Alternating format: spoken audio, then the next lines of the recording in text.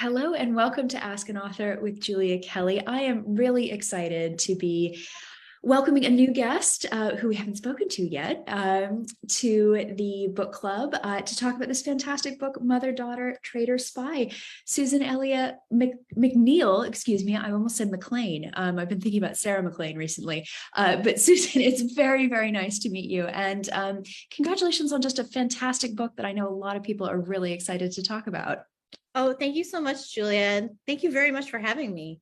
Absolutely. Well, I was telling you a little bit beforehand, this book, I picked it up not knowing what to expect, except that I know it's your first standalone novel, and we'll talk a little bit more about that in a moment. But I was just delighted to find out that I have a bunch of personal connections to elements of the story, particularly where this book takes place, both on the East Coast and the West Coast, but perhaps to get everybody into the story and to refresh memories if people have read it right when it came out. Maybe you could tell us a little bit about what you get when you pick up this book.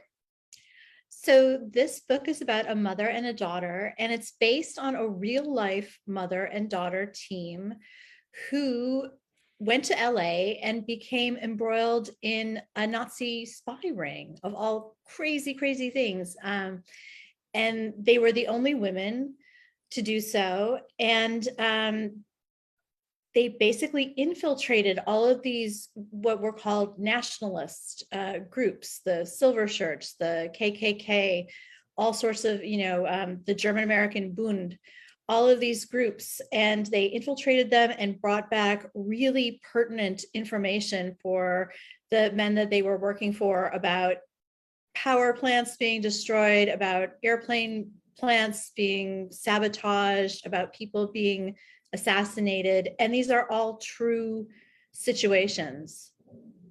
I think that's one of the most striking things about this book is, I swim around in the world of Britain in World War II. And I know a lot of our readers have read a lot about France and different places on the continent. And if you read something like, Sarah Ackerman's books, you'll read about Hawaii, which was bombed. But I think there's something very unsettling about realizing how close to home, literally at home, these plots were, and how close some of them may have actually come to really, really causing some serious problems, whether, sabotage, fatality, different things that could have happened if spies like these women weren't there to stop what happened. Were you surprised by what you found in the research of this book, just when you started to delve into it, how close this war was to the home front in the US? Well, yeah, thank you. Like you, I've been doing most of my research about the UK and Europe, with like a very small percentage of it being set in the US or having a few US characters who are like expats. But yeah, it was not all over there. The American home front was also a really dangerous place, particularly before Pearl Harbor and New York. And I knew a little bit about spies and Nazi infiltrators in New York City, but I had never heard about anything on the West Coast. And I have a funny story about how I got the book. My husband, who works with the Jim Henson Muppets and Sesame Street, was doing the Muppets Take the Hollywood Bowl in Los Angeles. Oh. And he brought me home a book as a gift. And I always joke, like, some women get jewelry and like some women get chocolates, but no, I got a book about Nazis. But he knows me well, and he knows I like research. Yes. And so he brought back this amazing book called Hitler in Los Angeles. And I always have to talk about it when I talk about this book, because this book and The Hollywood Spy actually would also not exist without this book. It's called Hitler in Los Angeles. It's by Stephen J. Ross. It was a Pulitzer Prize finalist. Professor Ross is at USC. And it is an amazing resource for things that were going on the left coast before World War II. And Leon Lewis was the spy master who sort of started the whole organization, because basically he felt let down by the police, by the FBI, who were far more interested in communists. So Lewis put together the spy organization, and like nobody knows his name, and nobody, so I always like referring to this book. And now I don't know if you've heard about it, but Rachel Maddow from MSNBC has a new podcast, and it's called Ultra. And it's basically about the trial, the sedition trial, that my characters, my mother and daughter, were gathering information about, so that people could actually be charged and then actually be sentenced and sent to prison. So it's just so funny. It just came out, I think 2 or 3 weeks ago, and I was so pleased to see like somebody else delving into this piece of history. And she actually does, in the 3rd episode, she references Hitler in Los Angeles, Ross's book. It's so funny how sometimes things just bubble up in culture, and you'll go ages without hearing about a subject, and then suddenly it seems to be over here, and people are starting to talk about it. And I think it's a wonderful gateway to get into historical fiction, but I think historical fiction also serves that purpose too. And then perhaps somebody picks up the book that you're talking about, Hitler in Los Angeles, and you never know where somebody's going to come to your books and where your books are going to lead somebody. Absolutely. I'm really grateful that my husband got me this book, even though it was, I don't know, maybe he could have brought me another present. I don't know. Presents with presents, definitely. Yeah. But it led to a book, so that's always a good thing. Yeah. Oh, I'm sorry. Go ahead. No, go ahead. Oh, I was just going to say that. So the 2 women, the mother and the daughter, I've fictionalized them because there's basically nothing known about them besides their birth date and death date. But in the book, they are Sylvia and Grace Comfort. They were real women, and they were basically a footnote in Ross's book. They were not center of the story. And I was just so obsessed by the fact that they were a mother and daughter, and because they were women doing this and going undercover, and the fact that gave them a bit more of a cover, because who would suspect a woman? Right. And this is the first book I've done where I've done research mainly with primary documents. CU Northridge has the bulk of the original documents that Leon Lewis and his team of spies produced. And during COVID, I couldn't go. So one of the librarians, and he is amazing to me, and I can't thank him enough. He photocopied, he actually took pictures of, and then emailed me all of these documents, like a crazy amount of documents, an insane amount. Great librarian. Yes. So that the book exists basically because of that library and that particular librarian.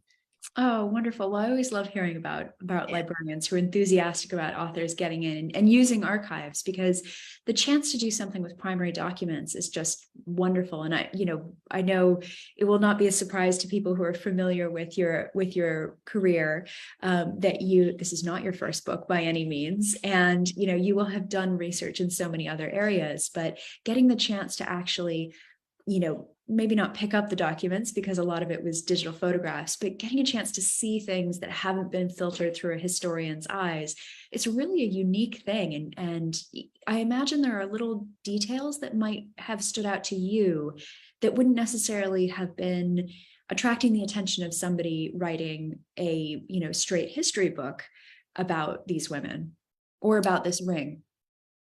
Oh, absolutely. There were little things written in the margins. And I have to say, I also did some research at USC when COVID finally, we got to the point where we could go places.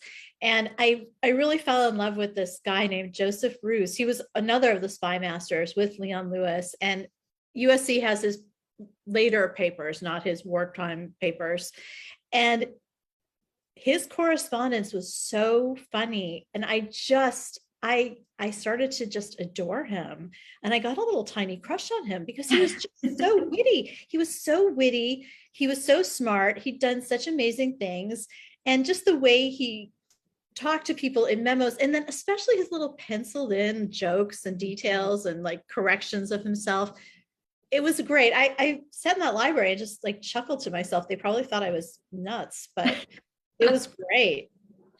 See, I love that because that's, again, it's sort of the detail and the character that you can't necessarily get from just, reading history books, as wonderful as they are. And as, trust me, I've written a lot of books that are purely based on what I find, in books and articles, various points of research. But I love that that was such a big driver, the primary resources.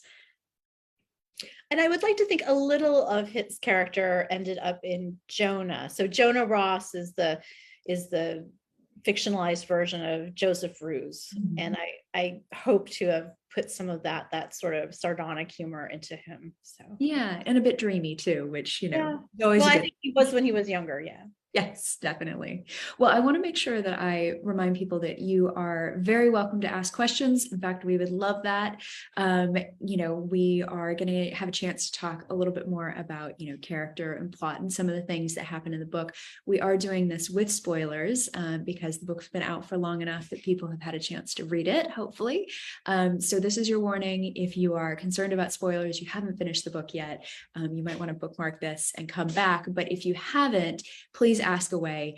I would love to know a little bit more about the Maggie Hope book that sort of coincides with this story, and also what it was like transitioning from writing a series to writing a standalone.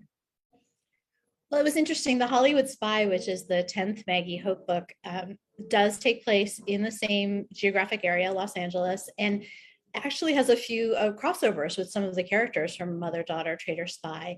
But it takes place in 1943, and Mother, Daughter, Traitor, Spy takes place in 1940. So in some ways, the standalone predates the Maggie Hope version.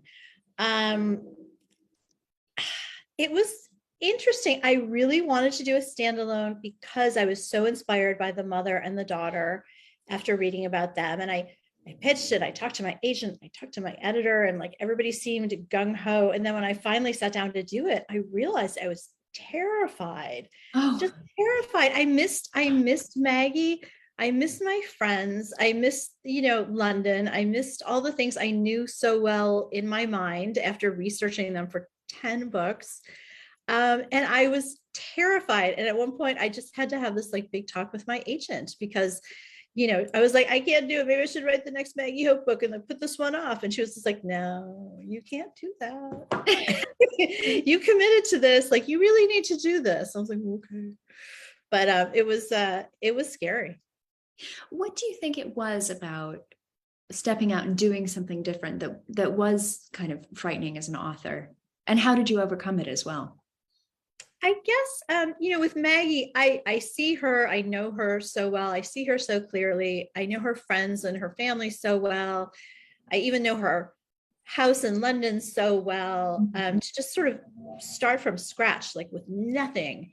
And, I'm dealing with characters who are, well, ironically American, but feel very foreign to me.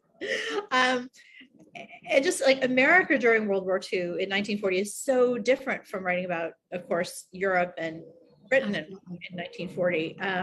So it was so many new things at the same time. It was very much, I felt like I was juggling a lot and very fast, and I didn't want anything to slip. Well, one of the things that really, I think, shines through in the book is how, you said you had to sort of leave your old friends with the Maggie Hope series behind to write this book. But the characters that you do find in this book, Veronica and Violet, is that right? Yeah. They are so vivid and so interesting. The mother-daughter dynamic is really interesting. And then the things that they are called upon to do, and then the things that they also realize that they can do over the course of this book.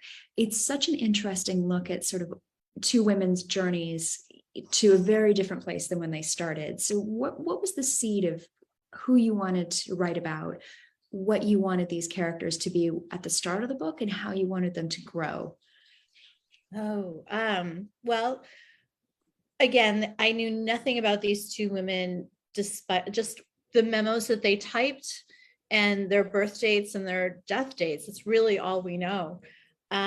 So I wanted to make Veronica a journalist. I'd been reading a book on Martha Gellhorn's letters, Yours Probably Always by Janet Somerville, which is an amazing book. And I was really intrigued by Gellhorn and her attitude towards life and her attitude towards journalism and her attitude towards going out and covering, the Spanish Civil War and World War II.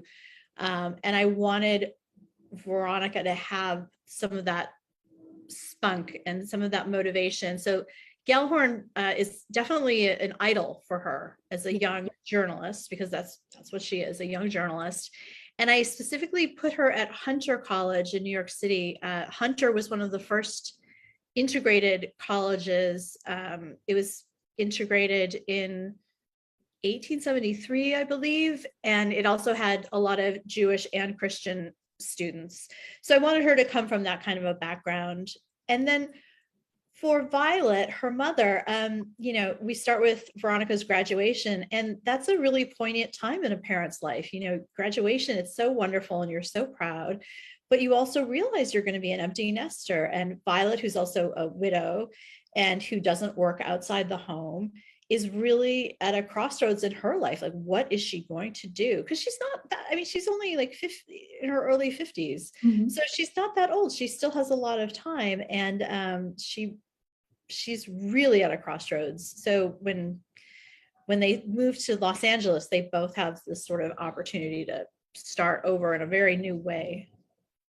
I think it's so interesting. I really enjoyed reading about Veronica, but I think Violet in some way for me was even more touching, because you realize that she has had a very rich life that even her own daughter doesn't know about. So she marched for, and I'm going to get this right, the suffragists, not the suffragettes. Yes, is that right? Yes, she makes that point.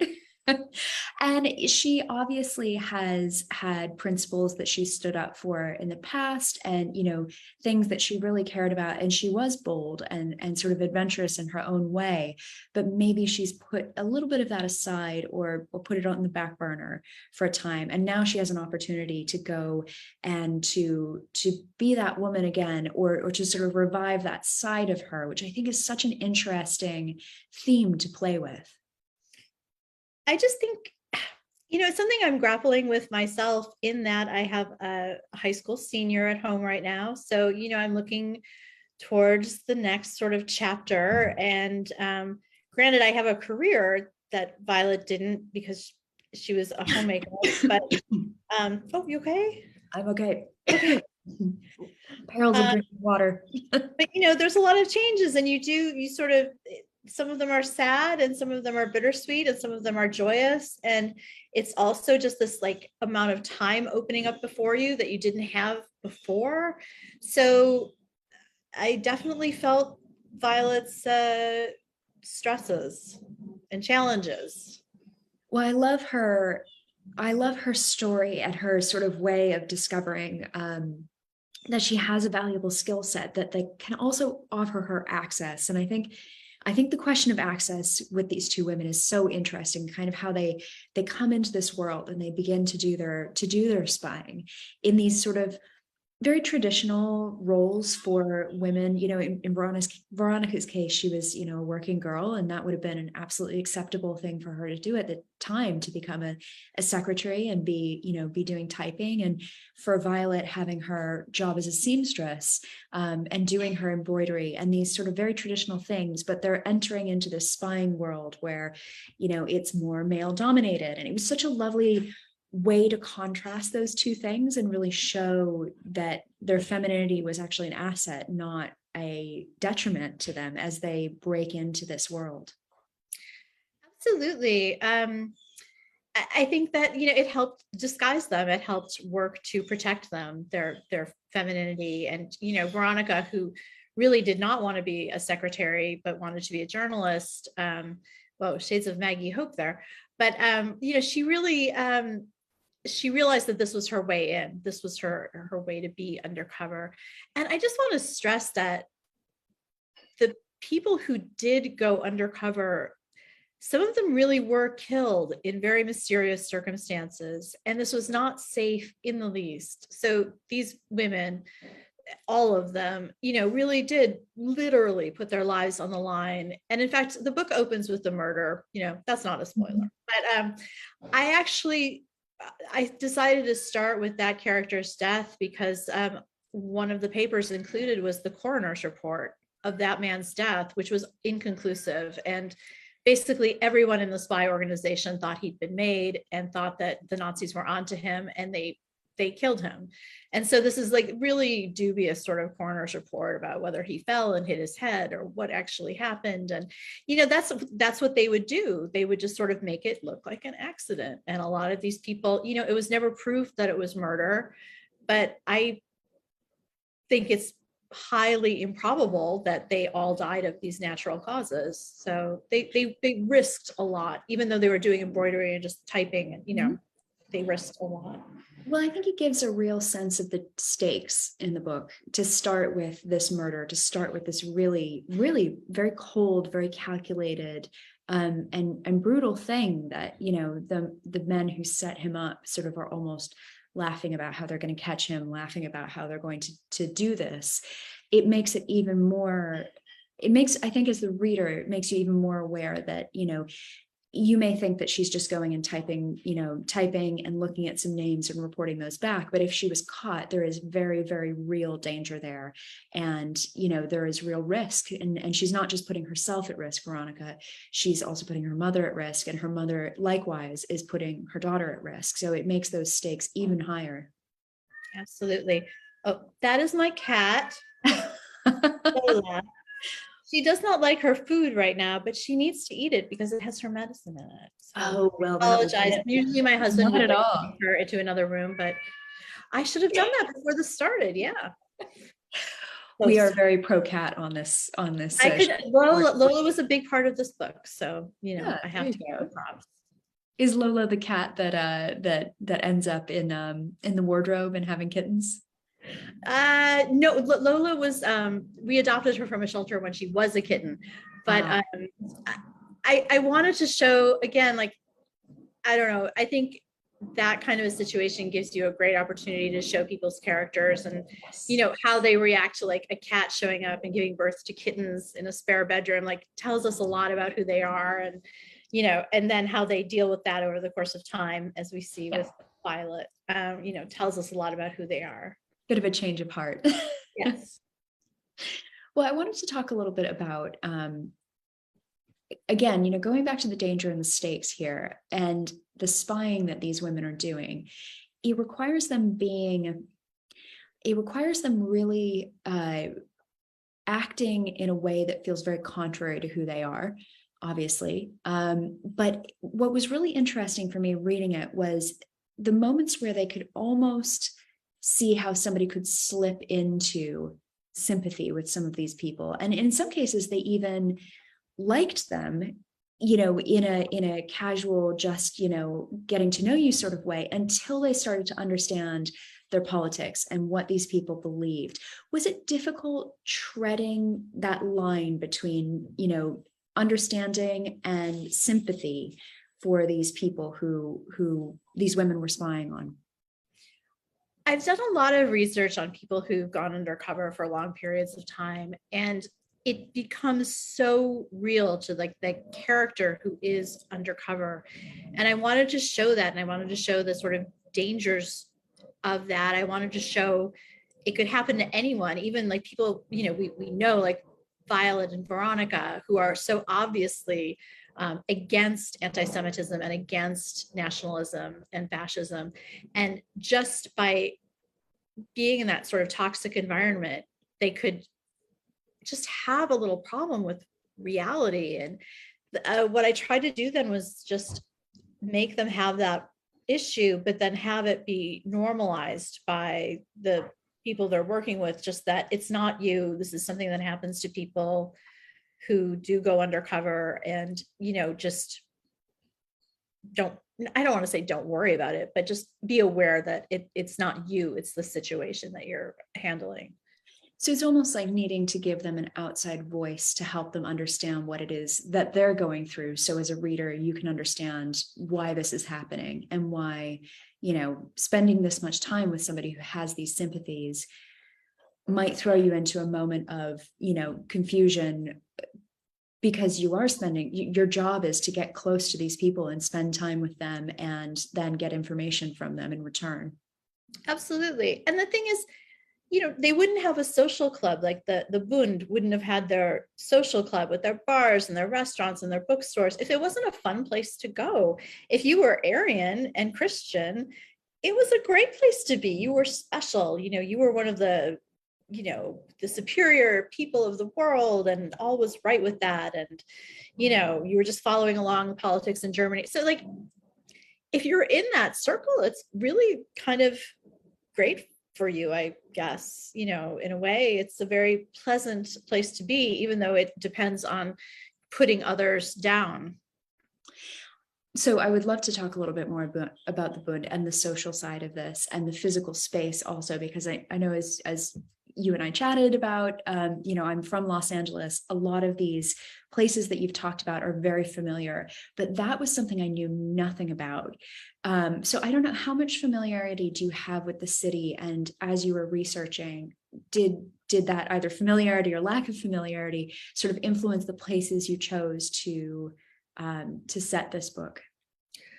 Well, Ross in Hitler in Los Angeles gives a really amazing map at the beginning of the book. So I knew where everything was. And I followed that pretty closely. So the Roosevelt Building downtown, which I did go and visit, is where Leon Lewis, the spy master, had his sort of headquarters. And it was a great building for that because there were 4 separate entrances and exits. So you could get in and get out and really not have somebody, watch you and make notes of that. The Bund, I was so amazed because I walked from there to where the German American Bund was. It doesn't exist anymore. It's like a car sales lot. But it's actually so close. These people were in such geographic proximity to each other. I mean, it's almost nuts. And then like the silver shirts were very close. And then like the KKK was very close. It was just all sort of in that downtown area. So going to downtown Los Angeles, which I am pretty familiar with, I have friends and relatives there, but and walking those blocks, that was kind of amazing. And that really helped make it come to life. It's really interesting because it's in some ways it's a very physical book. You can feel the sort of getting off at the stop and walking this direction and going to this diner and then to entering this building. It makes sense that you were following a map. You're trying to figure out how do you move these people throughout this city, and downtown LA is a much more contained area than the entirety of Los Angeles. It's sort of almost impossible to describe to people who haven't been there before how big LA is. But yeah, it's really interesting that all of that was so concentrated around this area. And then the club itself sounds like, as you said, if you were a person who sympathized with these people, it must have been an incredible place to be because, it sounded like it was pretty, lavish and, there was always something going on, and it really provided that social center for people. So I can understand in a way why there was sort of the social aspect, but then also why it would have been the perfect hotbed for people with sympathies, that aligned with the Nazis, that were pro-German during this time, and why that was so important for Veronica and Violet to crack that in particular. Absolutely. Well, the bookstore is basically selling German propaganda. And I don't mean just German influenced propaganda. I mean propaganda from Nazi Germany that was sent in, like smuggled in from submarines. So, you have that, you have the propaganda aspect, and then you have, all of the groups, including, what ends up being like a paramilitary group. And, under the guise of the gymnasium, they were learning to use weapons. So it looked very friendly and lovely. And, there was beer and lederhosen and, bands, but there was also a lot going on underneath the surface. In doing your research, how surprised were you by the amount of propaganda and the amount of things like films that were being screened in the United States at the time? And I know we do straddle a bit of, a bit of history here in terms of pre-Pearl Harbor and post-Pearl Harbor, with a dramatic change in obviously the United States' own stand, but also public opinion about what was going on. But, getting a sense of maybe starting with the before Pearl Harbor, how pervasive this was and how many people may have had some of those leanings and some of those sympathies. It was extremely pervasive. And one thing I didn't go into in the book, just because Veronica and Violet wouldn't have been involved with it, but Leon Lewis would have, is the whole Hollywood connection and the fact that there were so many Nazi Germans involved with censoring Hollywood films and keeping any sort of bad mention of Nazis out of American movies, which of course, so powerful in terms of propaganda. And Warner Brothers, I believe, was the first one to create a Nazi movie, Confessions of a Nazi Spy, which was then it was blocked in Germany and they lost a ton of money, but they kept their moral principles. And from then on, it sort of opened up a bit. But yeah, there's so much propaganda coming in, and then there was so much other propaganda being sort of smothered and suffocated. Propaganda being smothered and suffocated by the United States government, or where was that? Oh, I'm sorry. Yeah, that's not clear. No, the movies, like the fact that the movies were not talking about Nazis and Nazism and what was going on in Europe, and that all was sort of, I don't know, there was no way to get it done without sort of offending the Nazis and losing this huge chunk of the market. So for financial reasons, people didn't do that and didn't go there. And it wasn't, again, the Warner Brothers did it first, and I think it was, I don't know, 41. I think it was before Pearl Harbor. I don't know. I'd have to look it up. It's such an interesting topic because I think a lot of people, again, don't think of this as being, an issue in the United States at the time, but the focus on, the FBI and communism, and the lack of attention to what was going on in terms of, potential sabotage, until it became obviously an issue that the United States had to address because of an act of war. It's such a fascinating topic. And I think it's really one that I really hope people will walk away wanting to learn more about, because it seems like there's just such an expansive subject. Well, the communist part, people were so afraid of communism, and many people who were incredibly afraid of communism aligned themselves with fascists because they were anti-communist, which complicates things even further. So it's an interesting triangulation, with the sort of people who want a democracy, the fascists, and then the communists. Yeah. So you can see like how World War II it's like a microcosm for World War II, and then sort of the seeds of our Cold War.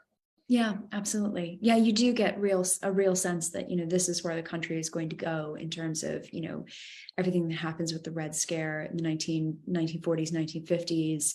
A lot of that focus and time and attention. It's really an interesting subject, and one I would love to see written about more. So hopefully this will be an opening for yourself maybe, and some other authors as well, to spend a bit more time in this area.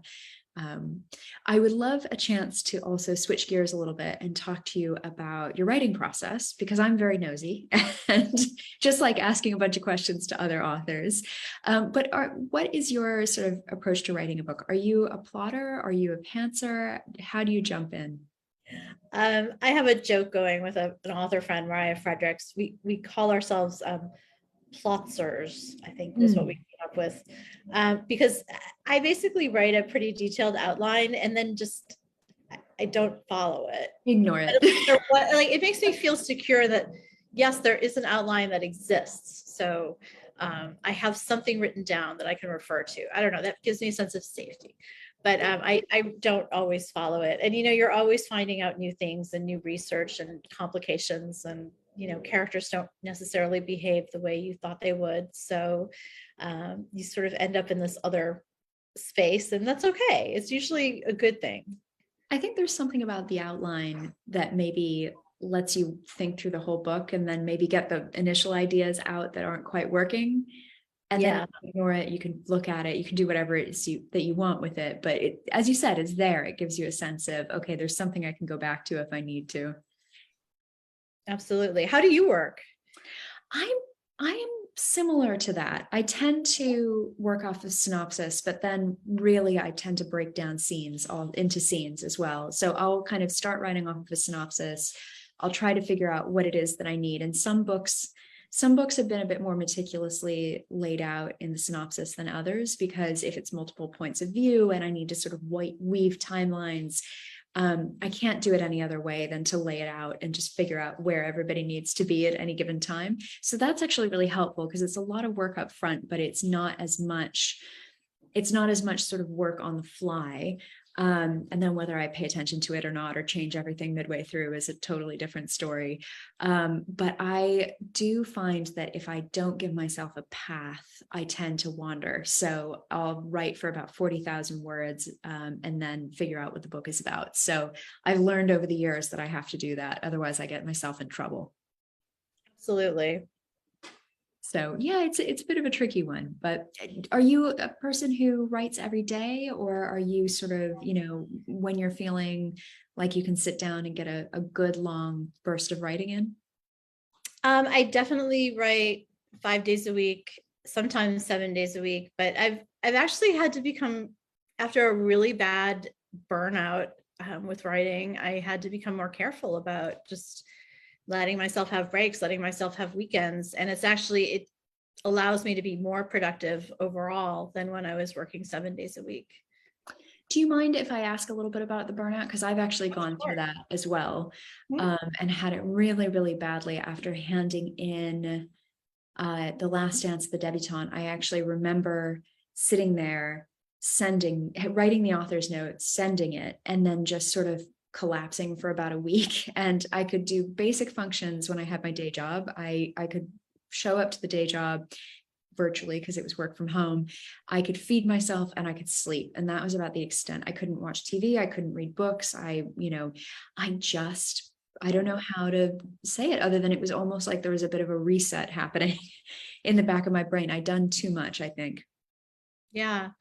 Um, yeah, you just feel, there's this great Tolkien quote. I think it's from The Hobbit, like too little butter spread over too much bread or something like that, something close to that. But yeah, you have nothing left. And it's hard to get through regular life, let alone try to create a new book or new characters so I've become a lot more careful about not getting to that point.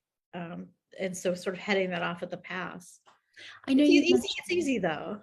It is. I think when you have a lot of demands pulling at you, and it sounds like, you've got these books and you've got a personal life and all of those things, it can be very easy to sort of just work a little bit longer, just focus on this one thing a little bit longer. And it's tempting. It's very tempting. It's very hard to say no.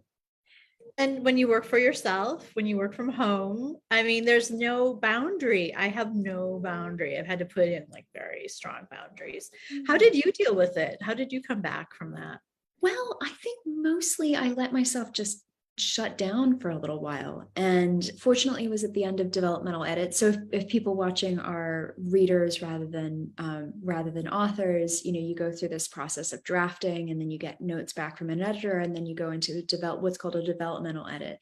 And for me, I sent that off, and I was lucky that was all that was needed, and the book was put into production. So it became much less my creative brain that was needed, and much more, am I okay with this copy editor's edits, which really helped. So that was good. But I just stopped forcing myself to work, I think was really helpful.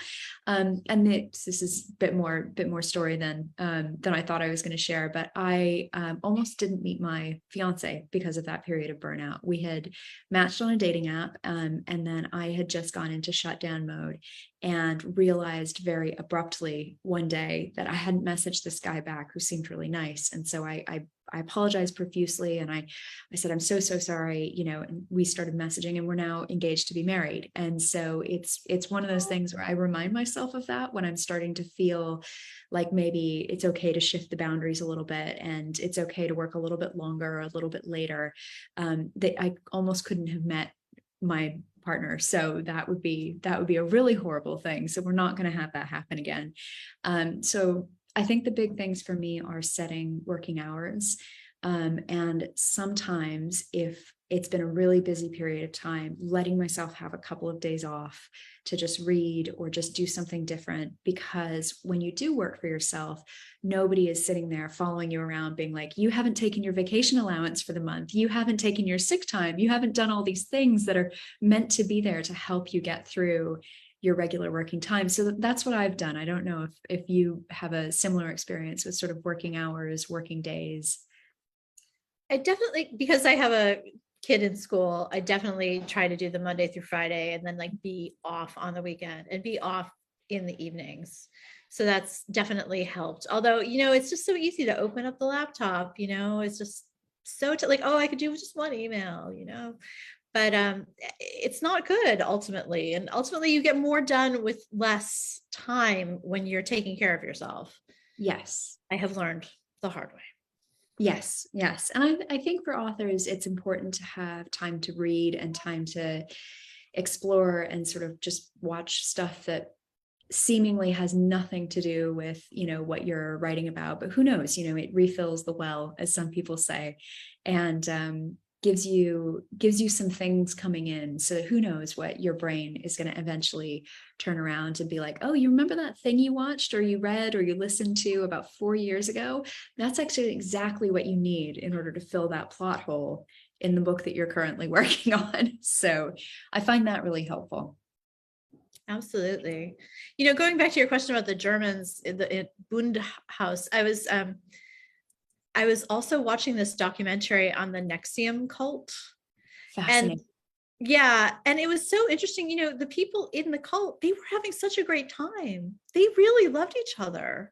Yeah. And there were so many great activities. There were like weeks away and vacations and dinners and theatrical performances. And I was just sort of like, wow, I think that probably influenced how I thought about the Bund.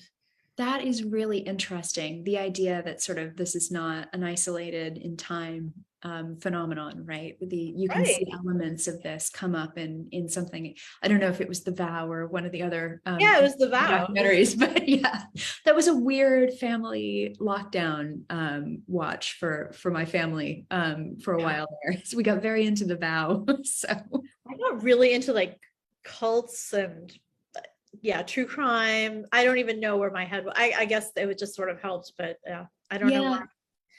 No, I can kind of see that, definitely. Yeah, but so many people, in the I don't want to talk about Nexium, but like, these are smart, well-educated people who just, they were at a vulnerable time in their life, and this is what they were exposed to, and they kind of grabbed at it hook, line, and sinker. So I think that's one of the things that's so disturbing in a way about some of these characters that you're writing about is you can understand that some of them are talented, intelligent, charismatic people. And that intelligence and that charisma and that talent is being channeled into something that, that you don't morally agree with and you know is wrong. But at the same time, they are appealing people to be around if you are not taking into account those other things. So just on the surface, without getting to know them, you can understand why some people were sort of pulled in and drawn in.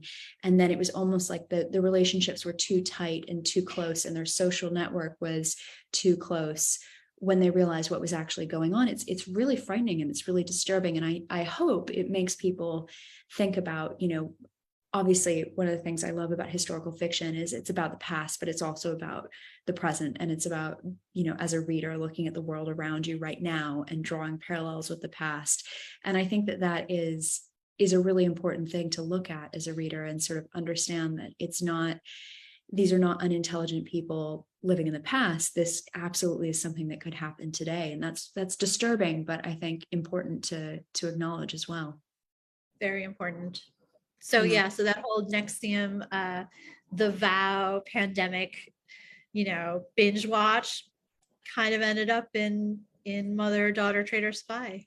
There you go. Sometimes it's the funniest things that trigger something when you're writing and going off your outline, or maybe you're outlining yourself at that moment. So you never know where it comes from. Well, I would love to ask you a couple questions about reading, if you don't mind. Sure.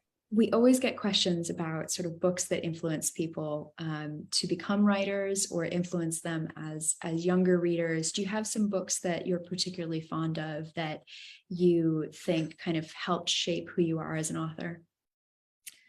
Well, definitely Little Women and Joe, who was a writer. I loved Little Women and read it countless times.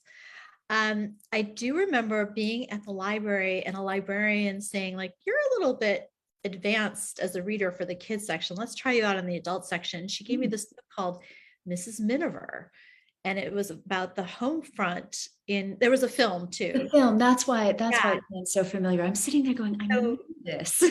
it was the home front during Britain in 1940.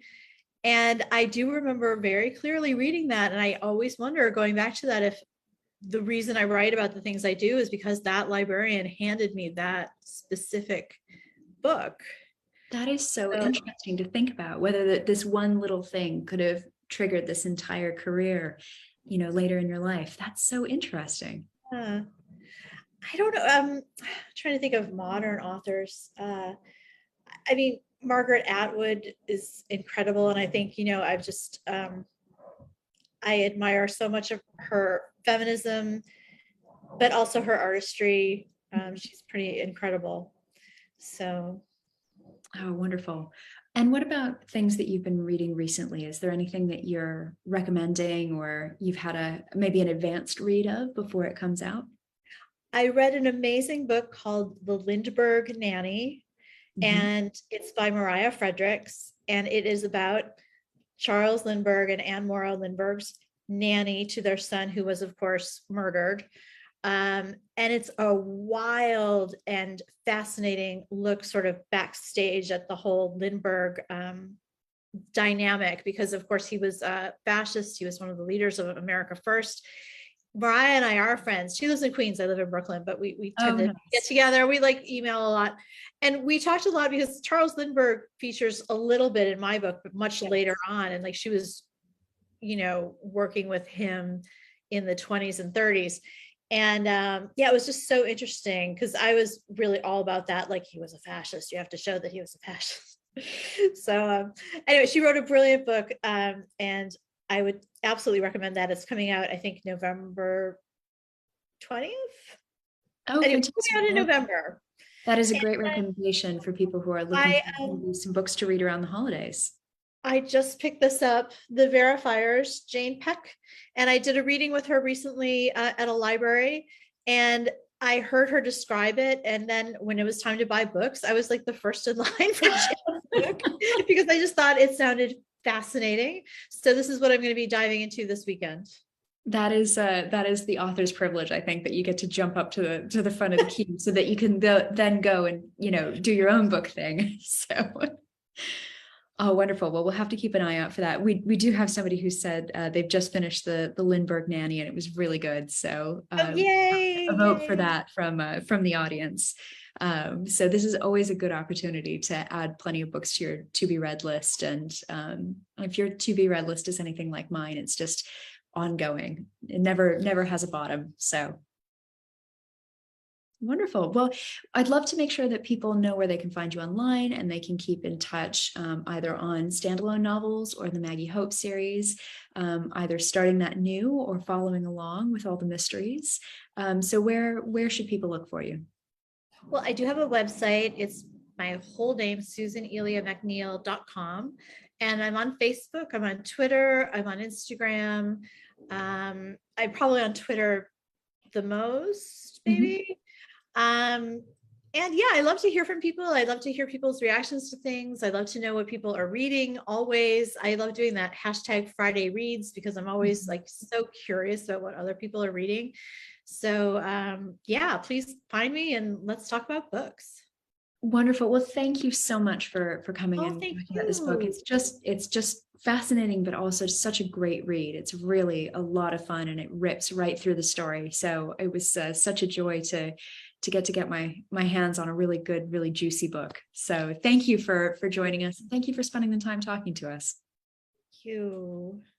Everybody, thank you so much. We're taking a break for Thanksgiving, even though I'm in the UK. I know a lot of readers are not, and I actually do celebrate Thanksgiving. So we're taking a little bit of a break next month, but keep an eye on the Facebook page for a bit more information about what's coming up next. And thank you again. We will see you again sometime soon.